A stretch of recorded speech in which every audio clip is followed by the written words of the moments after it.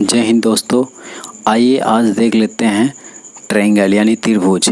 इसका बहुत बेसिक बात है आज मैं बताऊंगा आपको, तो आप इसको ध्यान से देखिए। एक ये भी त्रिभुज है, अगर ये बात करते हैं तो ये भी एक त्रिभुज है।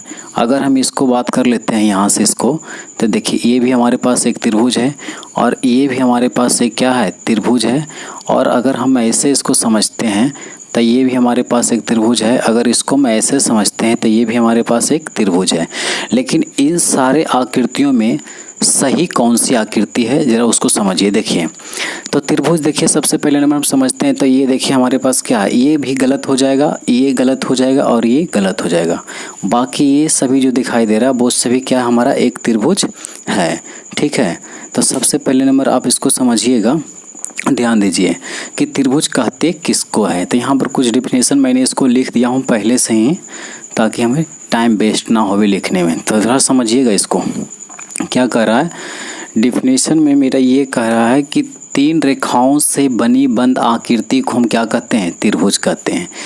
तीन रेखा की बात किया इसने, क्या किया है, तीन रेखा की बात किया है और एक आकृति की बात किया है। तो तीन रेखाओं से बनी बंद आकृति को क्या कहते हैं, त्रिभुज कहते हैं।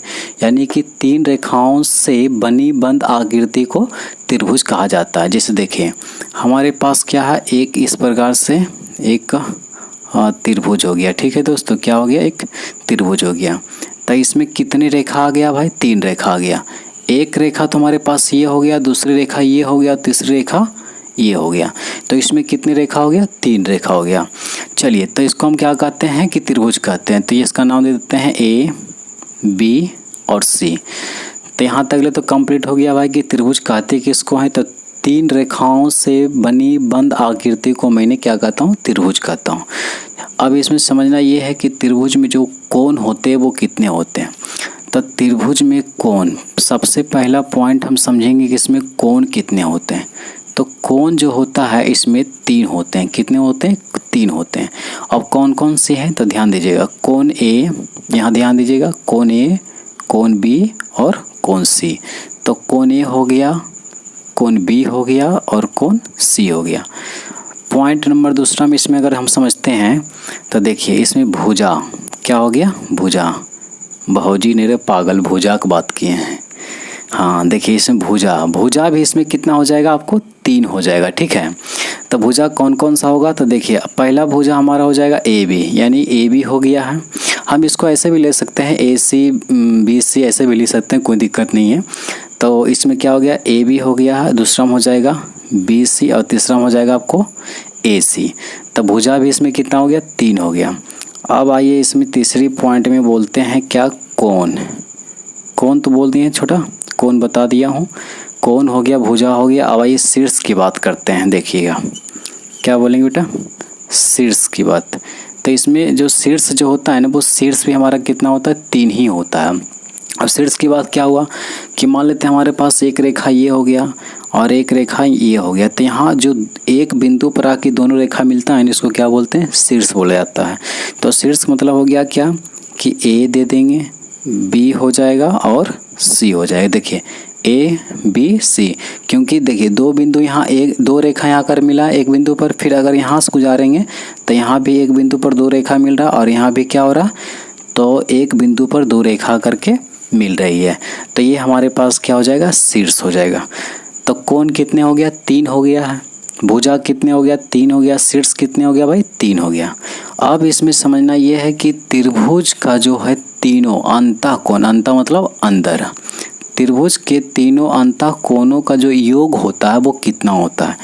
तो यहाँ समझिएगा पॉइंट नंबर चौथा, त्रिभुज, त्रिभुज का तीनों, त्रिभुज का तीनों अंतः, अंतः लिखता है हम, अंतः, अंतः कोणों का योग, योगफल बराबर से कितना होता है बेटा, तो 180 डिग्री होता है।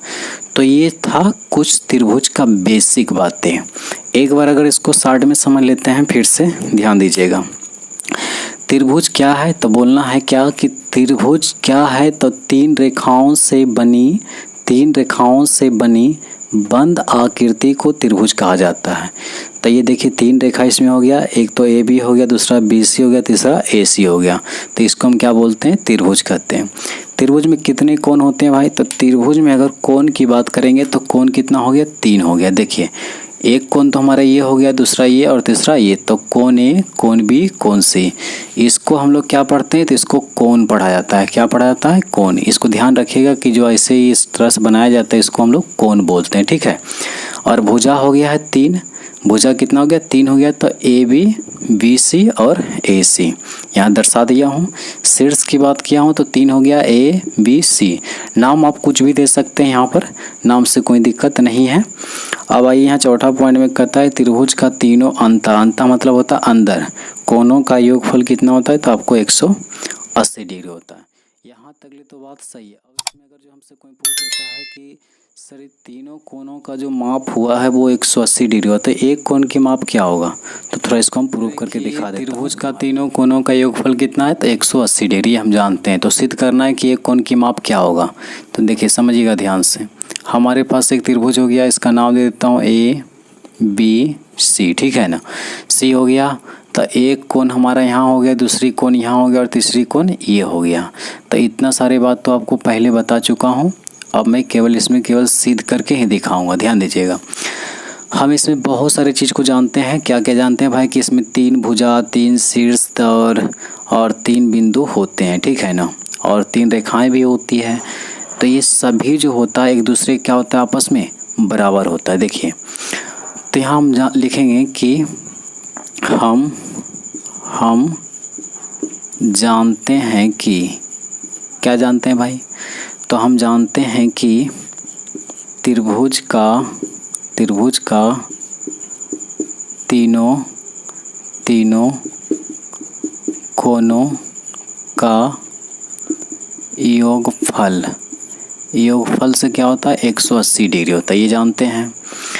यदि हम इसमें से इसका मान लेते हैं कि x है तो ये भी x हो जाएगा और ये भी x हो जाएगा। ऐसा क्यों है? क्योंकि ये त्रिभुज का जो होता है सभी रेखाएं आपस में क्या बराबर है? ये इसकी बराबर और ये इसकी बराबर होता है, ठीक है ना। आइए इसमें से अब देखिए हम क्या करेंगे। तो कोण ए प्लस कोण बी प्लस कोण सी इक्वल कितना हो गया? 180 डिग्री, क्योंकि ये बराबर से 180 डिग्री। तो इसका मान क्या है? x है, इसका भी x, इसका भी x, बराबर से क्या हो जाएगा? 180 डिग्री। अब इसको हम क्या करेंगे? ऐड कर देंगे, 1 2 3, तो ये कितना हो जाएगा? 3x बराबर 180 डिग्री। इसलिए x बराबर कितना हो जाएगा? तो 180/3 काट देंगे तो कितना हो जाएगा? 60 डिग्री। तो यानी x का वैल्यू कितना निकल के आया? 60। तो दोस्तों उम्मीद करता हूँ कि ये चीज़ आपको समझ में आ गया होगा।